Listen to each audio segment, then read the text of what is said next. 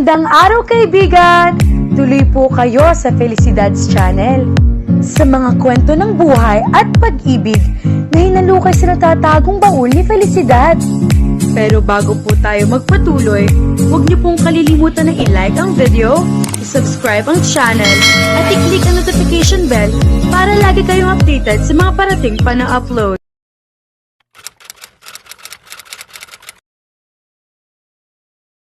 Hinihingal si Kelly na makasakay siya sa sasakyan ni Monty. Ilang hakbang lang ang layo niyon mula sa apartment niya, pero napagod pa rin siya ng husto. Habang niyang hininga habang nakaupo sa passenger seat, tila nagdidilim ang paningin niya, kaya hindi na niya makita ng maayos ang paligid. Pumikit siya. Lalo mong hindi makakalimutan si Matt kung magkukulong ka sa apartment mo. Is that what you want? Ang habang buhay na panghinayangan ang isang lalaking taksil? Tila umiikot pa rin ang mundo niya, kaya hindi niya masyado mawawaan ang sinasabi nito. What was he saying? Why does he sound angry? May nagawa ba akong kapalpakan? Sorry, huwag ka nang magalit. Sambit niya. Huwag kang mag-sorry sa akin kundi sa sarili mo. You're not treating yourself justly. Pinapapababa mo ang sarili mo sa pag-iyak para sa lalaki ng loko sa'yo. Lumaylay ang ulo niya. Hindi niya alam kung saan bumagsak iyon. Basta sa isang bagay iyon na solido at mabango. Parang komportabling ulo niya, kaya sumiksik pa siya lalo roon. Kelly, are you okay? What's wrong? Hinawakan nitong noon niya. Mainit ka? Are you sick? Is that why you didn't go to work and why you look... Hell, I didn't know. I'm sorry. Hinila siya nito palapit dito. Noon lang niya na-realize na dito pala nakapatong ang ulo niya. Pero kahit ngayon na na-realize niya iyon, ay hindi pa rin siya kumilos upang umalis sa pagkakasandal dito. Simply because he felt so comfortable and pleasantly warm. Do you feel worse? Kaunting tiis lang, ibabalik kita sa apartment mo. Monty felt like a jerk. May sakit na pala si Kelly ay hinila pa niya ito palabas ng apartment nito. Hindi lang iyon, sinermonan din niya ito dahil inakala niya na namumula mga mata nito dahil sa pag-iyak. Nakadama siya ng frustration dahil kung kailangan niya ng U-turn slot ay saka hindi siya makakita. Dumagdag pa sa inis niya sa sarili ang pag-ring ng cellphone niya. Si Arvin ang caller. Hello? Monty pare, nasaan ka? Tanong ng best friend niya mula college. I can't talk right now. I'm driving. You're just driving and you can't talk to me? Para nakarinig ito ng joke mula sa kanya. Baka naman may kasama kang babae. Well, nahuli lang ng isang segundo ang pagsagot niya ay pinagpalagay na nitong tamang hula nito. Meron nga? Wow pare! Finally, you're dating someone. It's not what you think, Arvin. Pumuntong hininga siya. I'm with Kelly and she's sick, okay? I need to get her back to her house. Isa napakahabang O ang pinakawala nito. So, you're not just dating anyone. It's Mai's friend. We're not dating. Mariing wika niya. Gumalaw ang ulo ni Kelly. Iniipit niya sa tainga at balikat ang cellphone bago inayos ang pag-alalay dito. Like I said, she's sick but I dragged her out of her apartment. Just call me again later. Sandali pare. Hindi mo ba ako babatiin? Saan? Napapikit siya ng maunawaan kung bakit nagdedemand ito ng pagbati mula sa kanya. I'm sorry, I forgot that it's your birthday today. Ayos lang, naiintindihan ko kung bakit. Mukhang sobrang busy ang love life mo ngayon, nanunod yung wika nito. Again, Kelly and I are not dating. Nakukulitan dito na wika niya. Yet, bahala ka sa gusto mong isipin. Tumawa ito. Kapag natapos mo ng business mo with Kelly, baka lang gusto mo akong batiin ng personal. Nandito lang kami ni Mai sa rest house ko sa Tagaytay. Nawala na ito sa kabilang linya. Ibinaba niya sa ibabaw ng dashboard ang cellphone niya. Tinignan niya si Kelly. Tulog na tulog ito.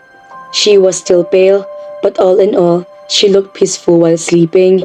Sino nga pala mag-aalaga dito kapag ibinalik niya ito sa apartment nito? Kompleto ba ito ng gamot doon? Maliban sa gamot, ay kailangan din ito ng sariwang hangin at tahimik na kapaligiran para makapagpahinga ito ng maayos. Naalala niya ang rest house ni Arvin na nakatayo sa isang exclusive property sa Tagaytay. Nang may mataan siyang U-turn, ay nilagpasan niya iyon. Huminga ng malalim si Kelly. The air smelled like fresh flowers and comfort food. Inilabas niya ang mga kamay sa makapal na comforter at nag-inat. Malambot at masarap sa likod ang kama, kaya parang ayaw pa niyang bumangon. Tumagilid siya ng higa, desididong bumalik sa pagtulog. Pero parang hinahatak siya ng amoy ng pagkain na parang nasa malapit lang niya. Hot chocolate, pancakes and fruits, wika ng isip niya. Iminulat niya mga mata. Napangiti siya dahil hindi nga niya kamali. Abot kamay lamang niya ang naaamoy niya mga pagkain. Kapag kuwan ay napakunot ang kanyang noo. Saan galing ang mga yan? Tinignan niya ang puting comforter na nakabalot sa kanya. Pati pillowcase na unan ay puti. Bumalikwas siya ng bangon. Namangha siya dahil nasa isang maluwang na silid siya. Mukhang iyong hotel room, ngunit mas malaki pa. Magkakamatch ang furnishings na pawang Victorian style. Salamin ang dalawang bahagi ng dingding, kaya kita niyang view sa labas. Mukha nasa tuktok siya ng bundok. She could see lots of greens and some marvelous houses built on the surrounding hills. Nagpanik ang kalooban niya dahil kahit para isang modernong paraiso ang lugar na iyon ay hindi naman niya maipaliwanag kung bakit siya naroon at wala siya sa apartment niya. Good morning. Napalingon siya sa nagsalita. Nakahinga siya ng maluwang na makita si Monty. Sapat na sa kanya na makakita ng kakilala para mapanatag siya. May bitbit ito isang bungkos ng pink roses. Inilagay nito ang mga iyon sa vase na nakapatong sa bedside table. Mabutit kising ka na. Ang akala ko ay kakailanganin ko na namang palitan ito ng bago. He was referring to the contents of the breakfast tray. Nasaan tayo? This is Arvin's rest house. We're in Tagaytay. How are you feeling by the way? Kinapa niya ang leeg. Hindi na siya mainit. Hindi na rin siya nakakaramdam ng pagkaliyo. Mas maayos na. Nabanggit mo na rest house ito ni Arvin. Siya ang boyfriend ni Mai, diba? Oo. Bakit mo ko dinala rito sa rest house niya? Because you were so sick yesterday. Ibabalik sana kita sa apartment mo. Pero naisip ko na kailangan mo ng sariwang hangin para mas mabilis kang gumaling. Tumango siya. Pero sa totoo lang, nalilito pa rin siya sa ilang bagay. Bakit kailangan nitong ipag-provide siya ng fresh air? Ano naman kung may sakit siya? Hindi naman na nito concern iyon. Ngunit naisip din niya na masyado nga pala itong mabait. Naawa siguro ito sa kanya nang magpunta ito sa apartment niya kahapon at may lamang may masakit siya. Thank you ha. Kahapon pa pala ako dito. Ngayon ko lang nalaman. Tuloy-tuloy kasi ang tulog mo. And that was good. Umupo ito sa gilid ng kama. Kinuha nito ang breakfast tray. You must be hungry. Hindi na siya nagkaila dahil talaga nagugutom siya. Pinanood niya ito habang hinihiwa ang pancake. Tinusok nito na hiwa nito, pati isang slice ng strawberry. Can you eat this? Napatingin siya sa tinidor na inilapat ito sa bibig niya. Nagugutom nga siya, pero hindi niya inaasahan na susubuan pa siya nito.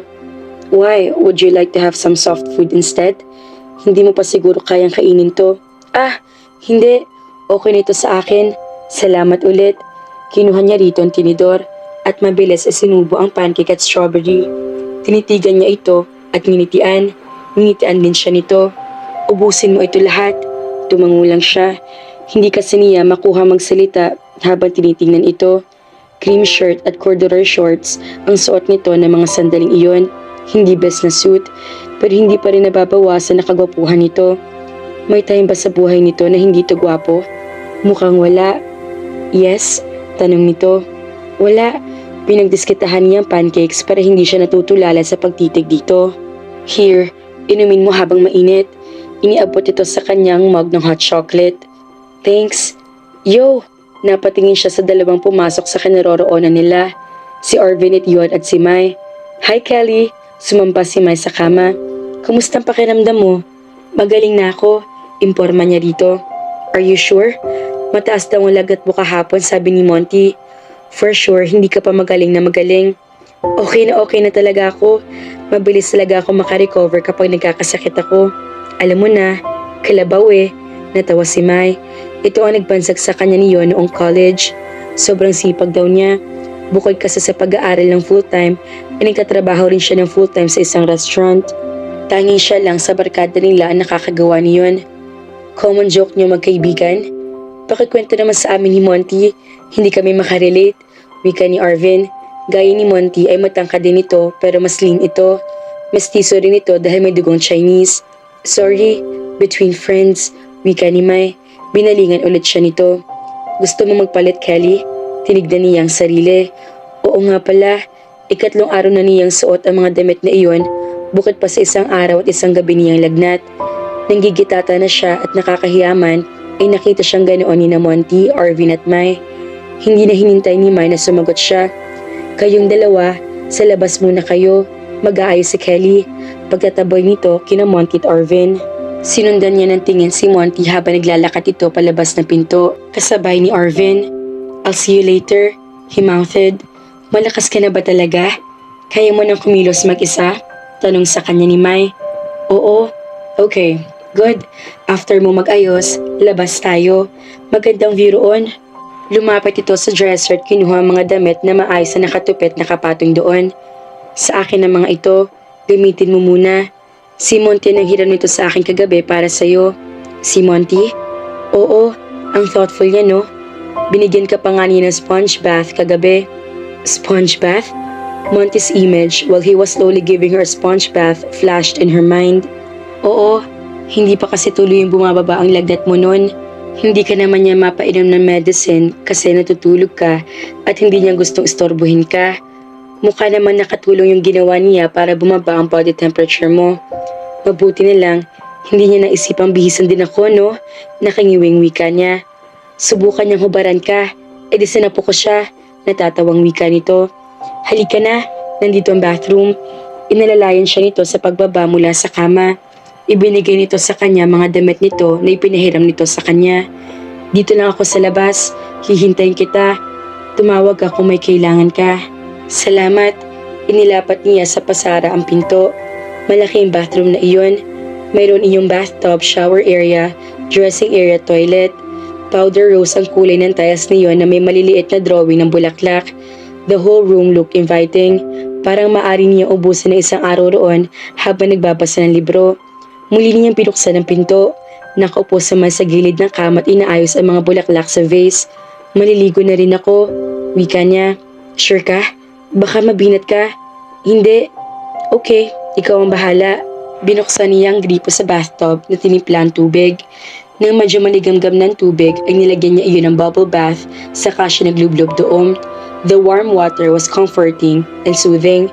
Hindi niya maalala kung kailan siya huling na-relax ng ganoon. She had no worries. Binigyan na siya ni Mrs. Bermudez ng permiso na huwag pumasok ng araw na iyon. Bukas naman ay linggo.